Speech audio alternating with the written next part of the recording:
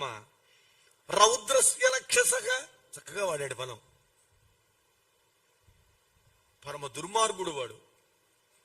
నిజానికి వాడు బ్రహ్మవంశంలో పుట్టినవాడండి. వస్తుంది ఇంకాసేపట్లో. బ్రహ్మవంశంలో పుట్టాడు. 4వ తరం బ్రహ్మకి. సరిగ్గా బ్రహ్మకి 4వ తరం అండి. వాడు రావణ బ్రహ్మ. ఏముపయోగం అండి?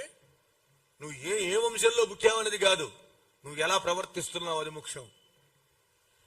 నీవు అటువంటి గొప్ప వంశంలో పుట్టి ఇటువంటి నీచ కార్యాలు చేసి తినకూడని పదార్థాలన్నీ తింటే నిన్ననే మాట ఏమిటి? రావణ బ్రహ్మ అనరు. ఏమంటారండి?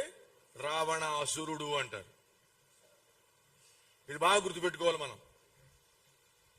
మన పుట్టుక మా వంశం అంతం కాదండి. నీ పుట్టుక నీ వంశం పక్కన పెట్టి నువ్వెట్టా ఉన్నావు ముందు. నీకు తగ్గట్టుగా ఉన్నావా లేదా? ఉండాలి. ఉంటేనే నువ్వు గొప్పవాడివి, లేకపోతే గొప్పవాడివి కాదు.